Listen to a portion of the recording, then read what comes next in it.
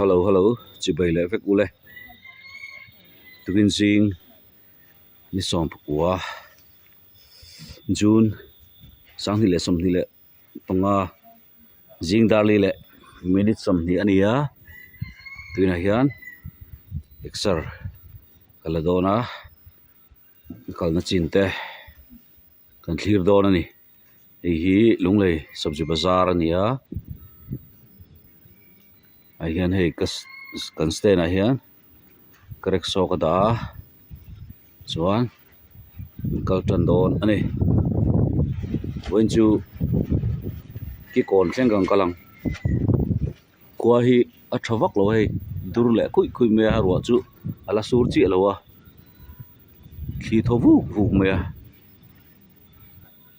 sur main kan kalang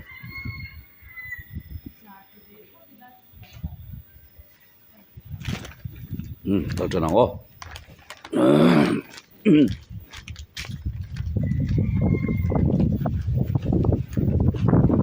ole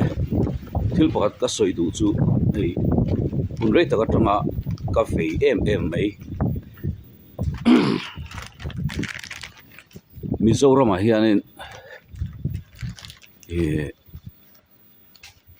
mizo te hi kan tlem em ma tuna po nuôi som lệ bản nhị vel chau kan nia chu lai kara chuanin mizo te kan chim chin hi asang ve to em a kan chang kang chaka ma kan som chu tu rual ero chuan rui lo hian hin be na sa em mai a thalai a begin mi pa le langwal te lula te le pavalai tiang chi te zule drugs rui lo hian min ti bui em mai a hi ka ve em mai a kan tlem to ma na lai hian inga tinge hi kan ti reng mai le ti hi ka ve em mai ni chu wang chuan kan in en fia kan sim angai ni ti hi thiam lo takin kan au chho pui ve du ni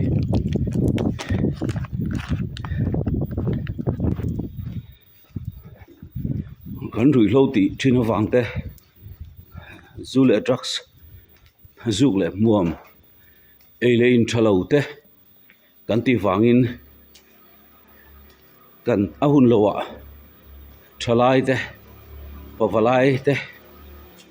abikin mi palam kan thi zoi mai ni he hian kan population growth hi ati niam em me apoi em mai ni chu wang chuan tran kan lak thara kanin ngai tua thar Mizoram mi puite abikin mi palam te kanin su mangai kati khop mai kan thei phei chuan ban san vek a thani rui lo hi mo a huat thala om khop mai namdang in min chim ral don chu ti ni lo chuan mo kan har chuangai zoram mi pui mi pa te I har chuak te u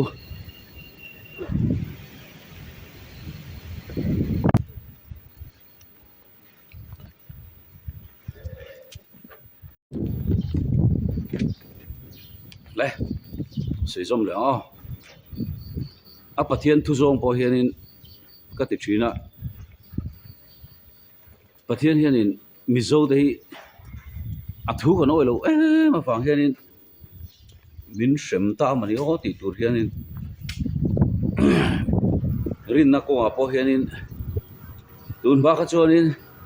Christian za ro scooty rong kala beng cheng ta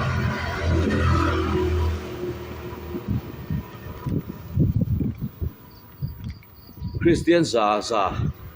ani dia tu na chuan Christian za po ai tingam to pon ka hello chu tiang chu nia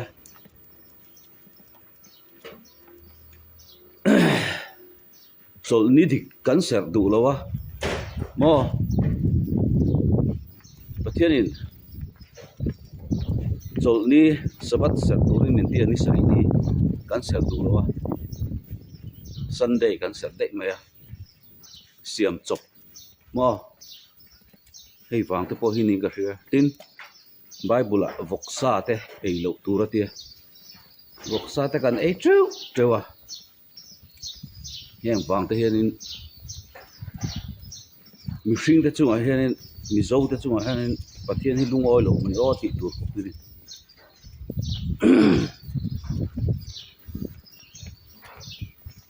rin na konga kan ngai dan in kan kal na salu tuwa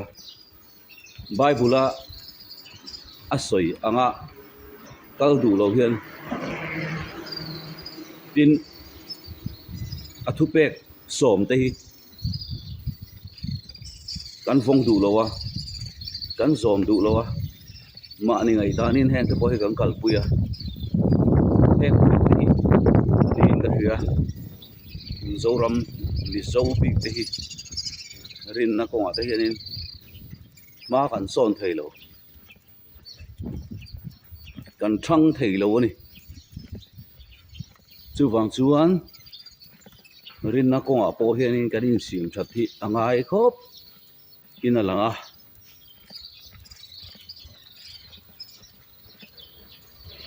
chung vel te po chu karon soi tel du ni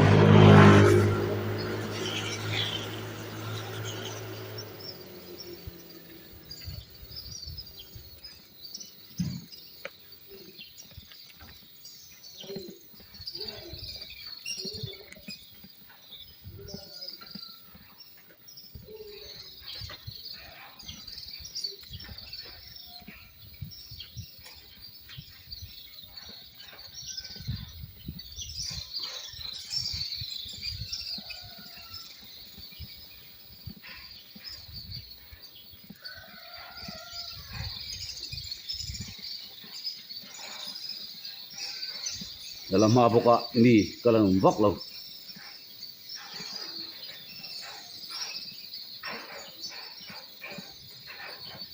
rasul lo wanu hop mai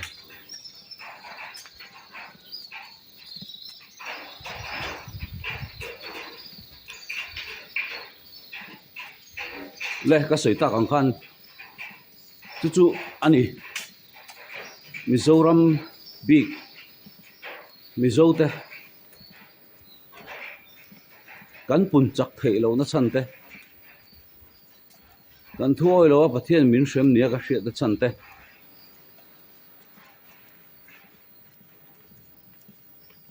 ka ngai mo ve ma tukina hian hiam lo takin ka ril ru chuan in soi tur om chu ma se ka soi chuak thiam lo tiang vel chu ni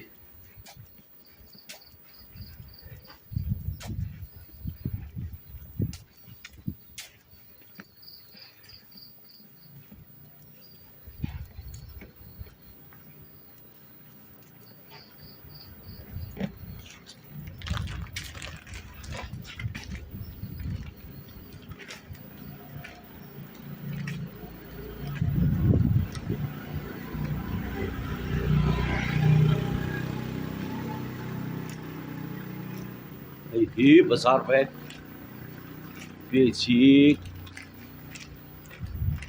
PWD office thang dei khania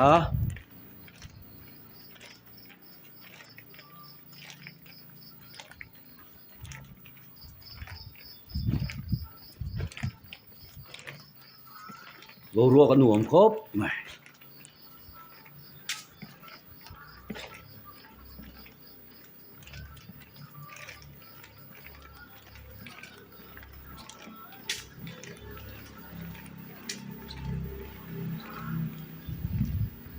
alum tran ก็ทันจัน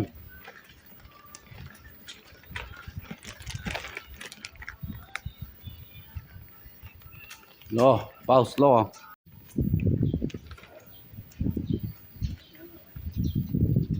นี่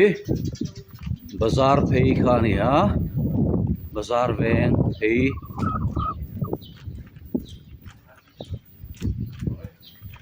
कंकल zelang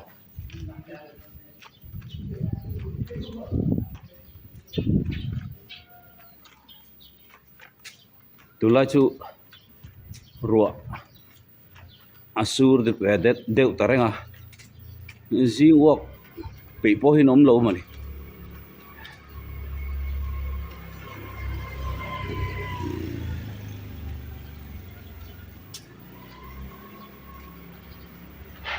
mi hring vei vak mu turanam lo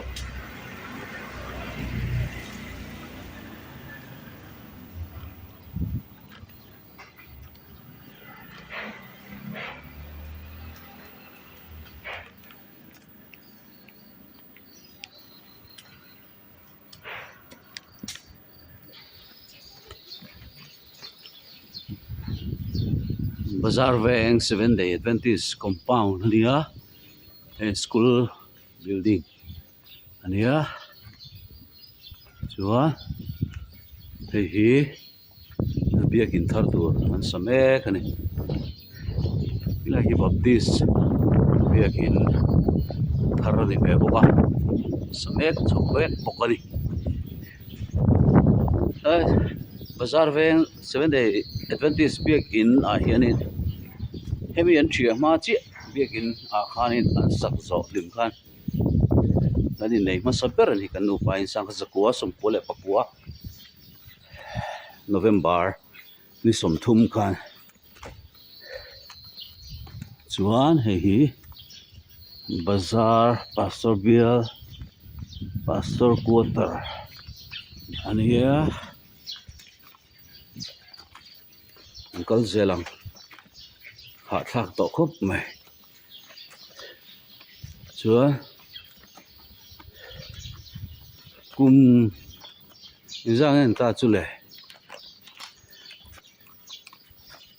cùng xóm đi lệ tí cùng xóm đi bằng nga ni ruga chia cái nên này trang cùng xóm đi parwa chia bia kinh kha anh lâu triết lệ ta lung lên thác khốp mấy John Marie 7-day Adventist biakina campaign pay today cùng phê ni lệ to campaign pay te po ti chuan an sathale mek don ani ole thil pakhan soi mai menga Riaten traffic point trong khan lai thleng hi hei puhriat pui te in nia bet si te ma chuanin begin an mani baptist begin thlang lo khan oma he no posita che kong sak lama hian lung soi mo ngai tung so lai thleng hi traffic point atang zone kilometer khat ani chu traffic point atanga extra line lo phei chuan lai thleng kha kilometer khat in vakalania in let le khan kilometer ni in kal ani reng mai doni ti chuan in kal zela ki kon kan thleng phei treve ka thil ken hi ka reng ko saranga ka thuna ka khaya ari ruop me ari lo lang tel mai thei mi lo tha thiam do nia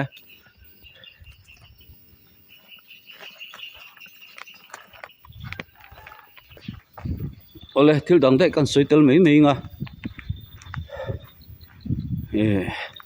traffic rules a hianin hei real sang ate po YouTube ate po aron soi to thowa hei kong hi kong pui zau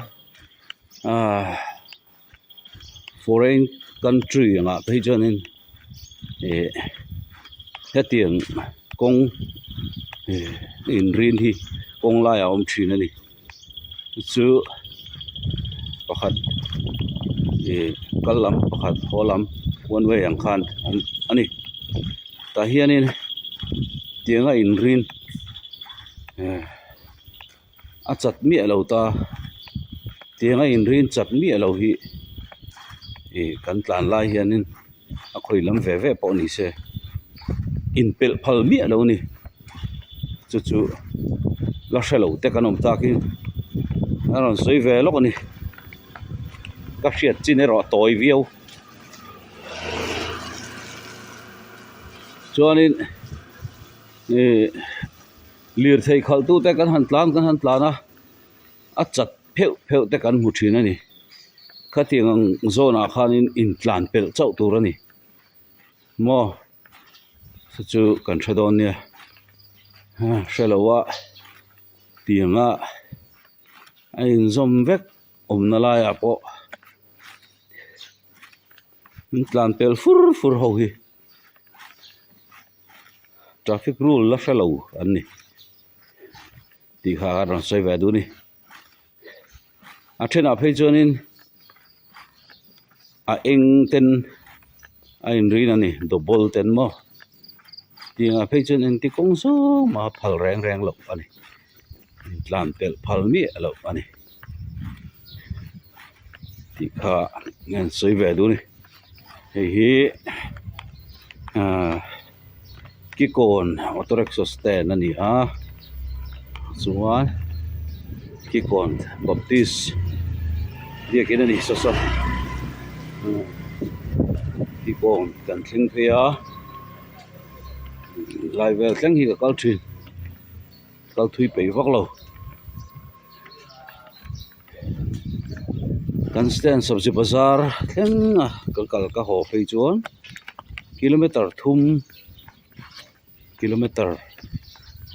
kilometer thum vel che nia zingkara han kalnan chuan tok viau ni kilometer thum chu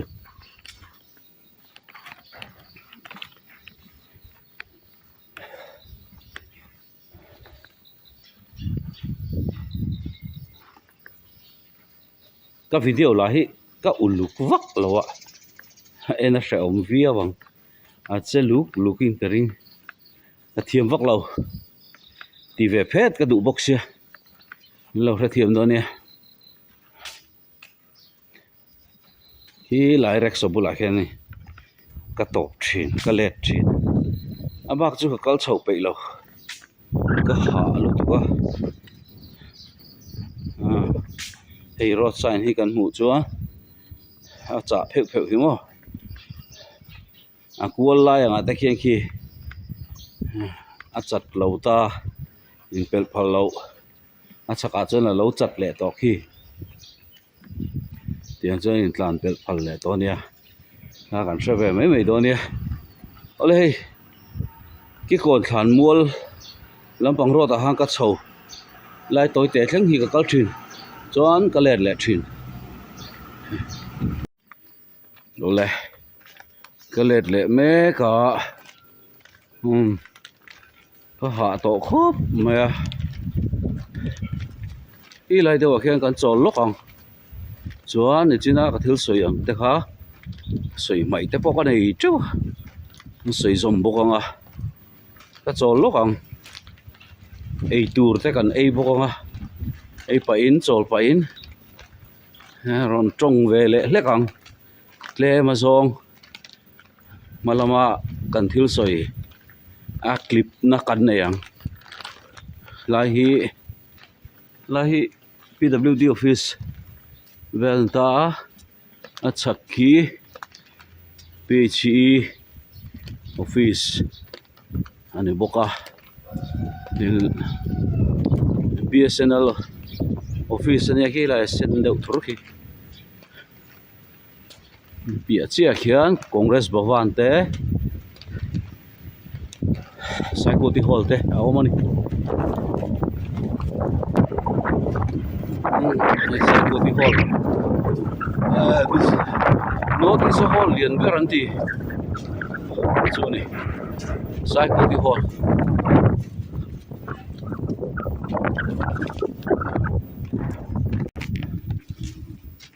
Ole,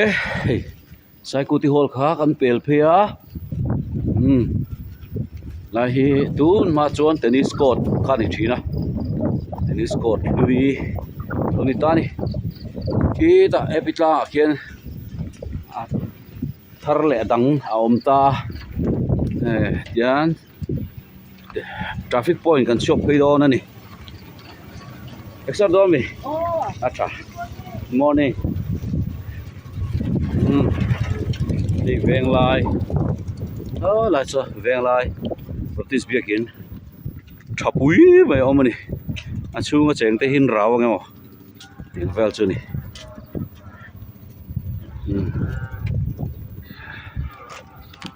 Đang top lok ang ka chol lok don. Ole hela matang hian ka lut chawa hi flyover bridge ania. Lungle khulai li taka haoma. So the Mr. Saikoti Hall khania. Salom Hotel.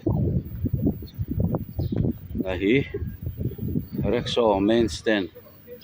Lungle chon ania. Lun liver. Ko kwol lok ngai. Apek veng te. Ki lai kian veng lai Presbyterian begin te.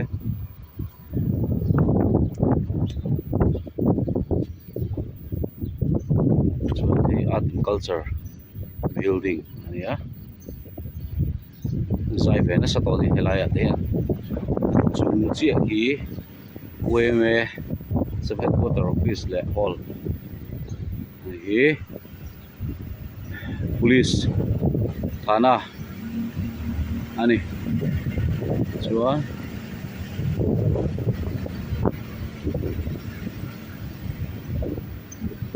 ei kan naute building chuang ate chungbara khena noma ni MZP Pisapui ya kha ni chuan lai hianin ka chol lok anga ei turte ei pain atira ka soi khak a clip na kan nei lokang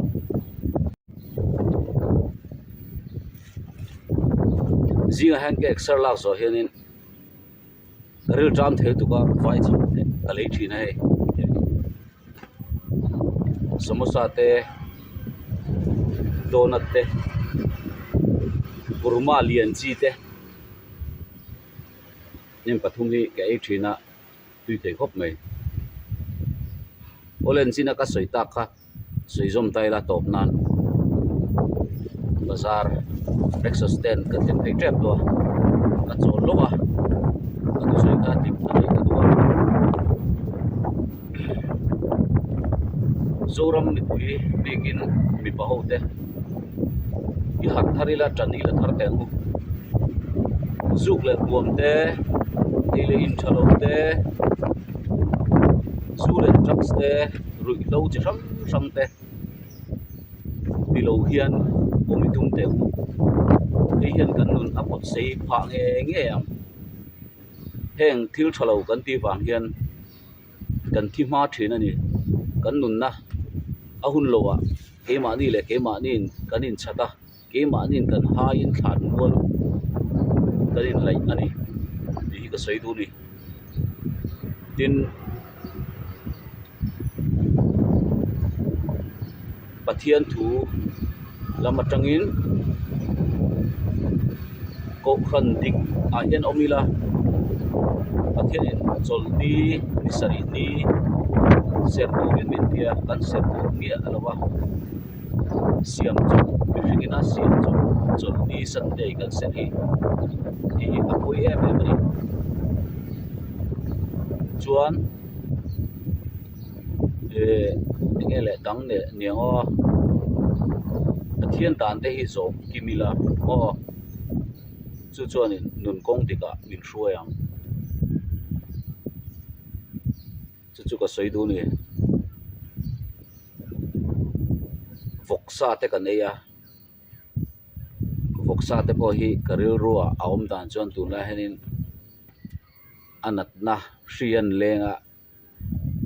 an lau thar ema are le a ei le a masemo AI anat na laum so ki mi hringa hian ala trai tarin ring ta nei chuwang chuanin fok sa te ki pathian in e kal nia alo nia sa ei le chim sa ei de chu ka ti bo ro tangang lalpana ti atia ang ati chuanin thil lo la om tu soina nia chuwang chuan pathian thu te hi kan ngai tan hianin mi zo te hian kan la poi sa duwa keima ni hianin pathian thu hi kai hruai kan tuma in kai hruai tir tum lo hian chuwang chon keima ni du dana pathian thu le kan zoma bible thu kan keima ni du dana nga kan rem thei turang zonga keima ni kai hruai kan tum chon en adik lo kha chuwang in ami kai hruai tum dan ang hianin om mai la ti chorin kan himin kan dam don ani ti lai hi atok ta ka sei le ka channel mi lo tir sam ka som chok chwa lo so ye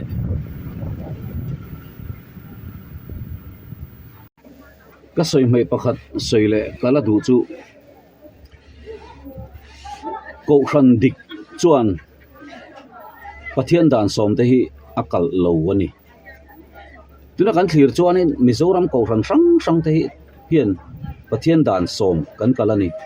engtin nge kan kal kan ti chuan apalina cholni serro te hi ang kal vek kani ani sari ni sabat ni a an cholin an ser du lopa tin ani khat ni Sunday kar khatani khatna ni Sunday hi an ser nei mai ni chuwang chuanin ko hran dik hi auma ko hran dik hi i belin i zongu chu lalpa ko hran thiang hlim ani ni kha ka soitel le lok do ni trying ti chuan comment lama te in ron soi zui ve don ni